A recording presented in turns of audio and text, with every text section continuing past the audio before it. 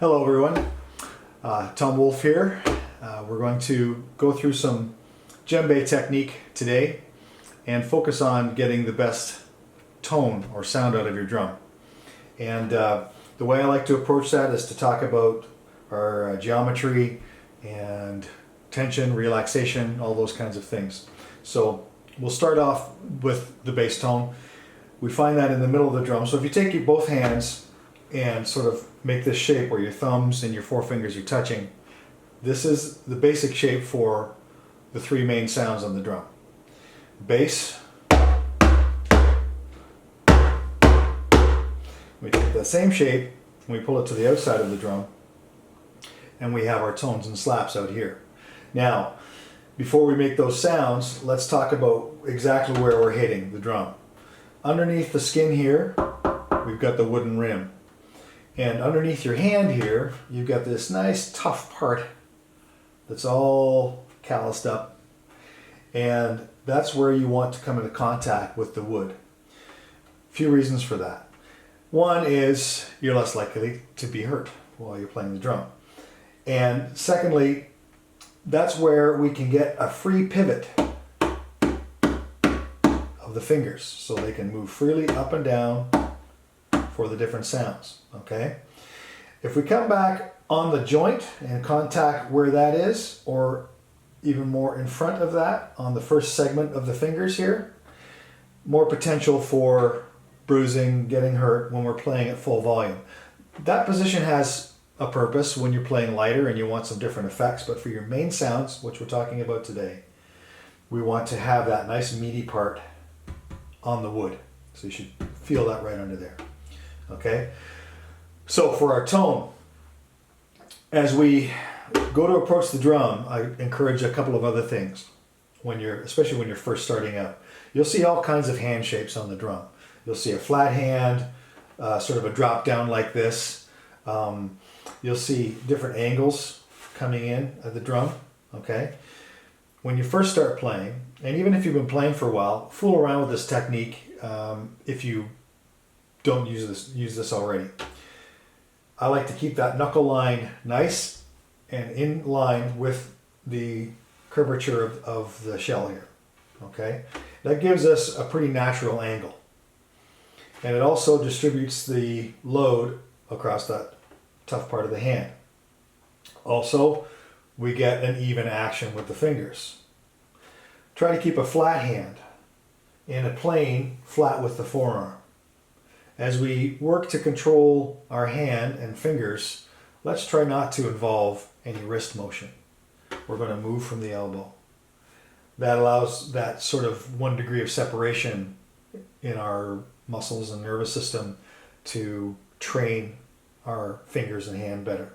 It just works better that way. Okay, we won't get into the details there. And so as you make that tone sound, you want to just come up from the elbow and come down on the drum with that same posture that you started with. Try not to move the wrist as you come up. All right? You just want to come up and then spank the drum. And you want to make sure that all of the finger segments, we'll call this segment 1, 2, 3, or the tips, okay, are going to contact the drum at the same time. We want to come away cleanly. And you want to be nice and relaxed. Don't use any muscles you don't need for the action. All right? So we a little flick up with the bicep, a little flick down with the tricep, and everything else is inertia and gravity. So that by the time you get to the bottom of the stroke, you're relaxed and you can respond quickly enough to bring it up and not mute the sound. Okay? Unless you mean to. But for now, we want to come away and have a nice open ring on that tone. We want to hear that fundamental tone. Okay, we're not getting a slap. We want to get the to, to, to.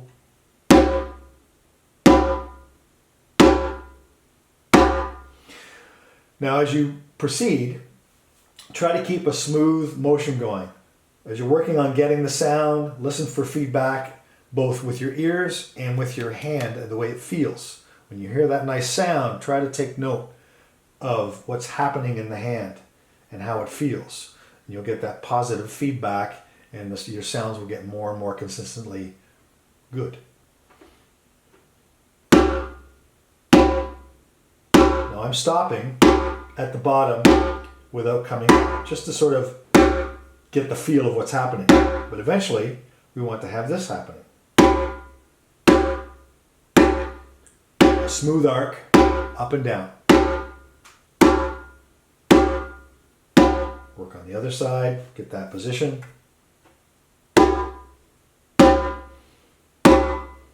Now sometimes you get a kind of a shallow sound, or you get that mute. Even if you appear to come away, you might still hear a mute. Something's not coming away clear. So keep all those fingers on an even plane. They want to contact at the same time and come away at the same time.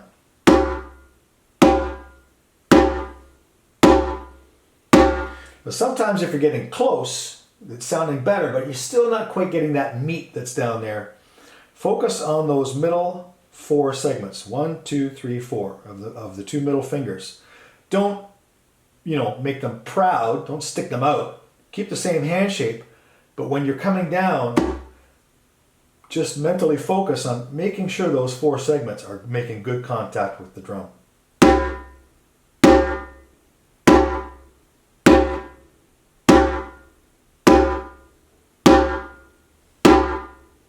So when you're first practicing, getting those sounds, 1 hand at a time. Just focus on that, and then go to the other side.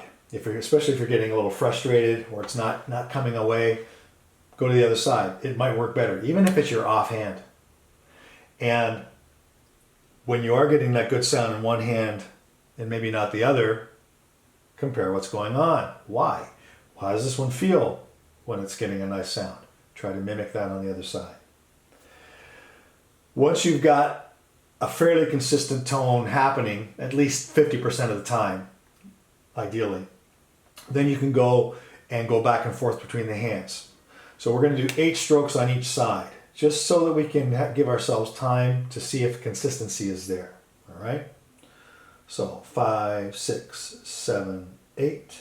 1, 2, 3, 4, 5, 6, 7, 8. 1, 2, 3, 4, 5, 6, 7, 8.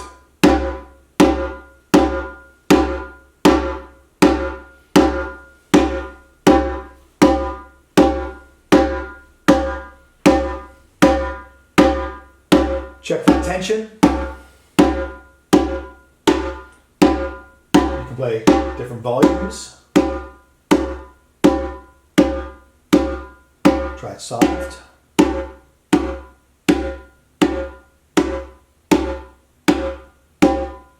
So you get the same sound even if you're down here. Bring it up.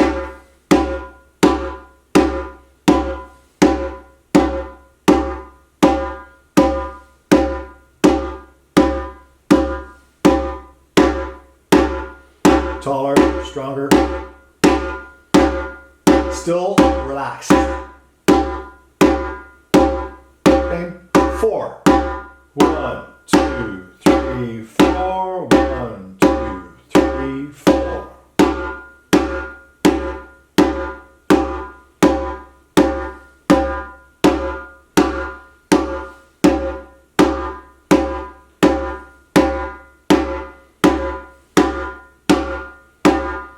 Twos.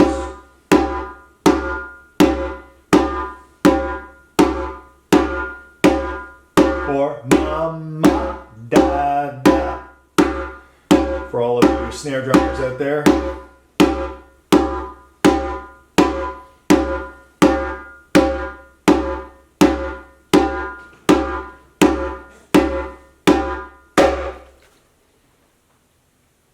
Okay, so there you have basic tone. Always practice at a steady tempo. We'll talk about working with a metronome in another segment, but keep this tempo steady. If you are not producing consistent sounds, slow it down.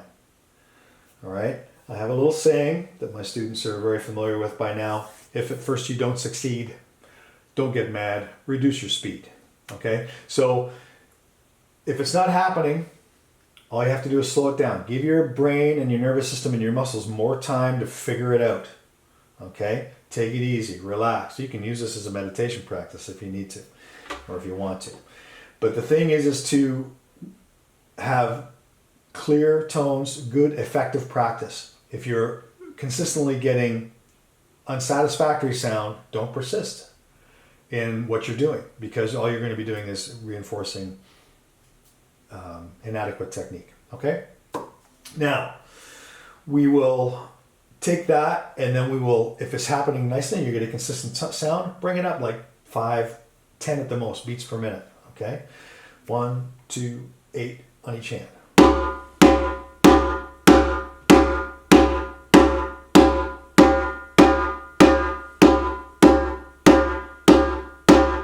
Keep the hands in playing position. Ready to work.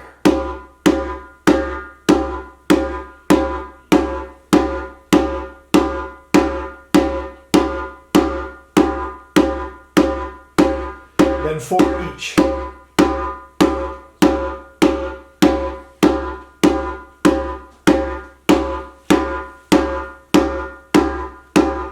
Two.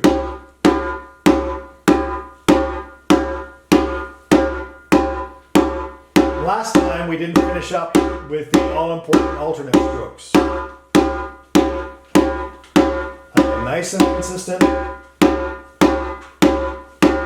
Smooth arc of motion.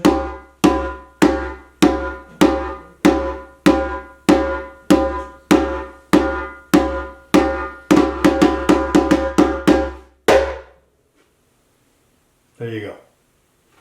Okay, guys.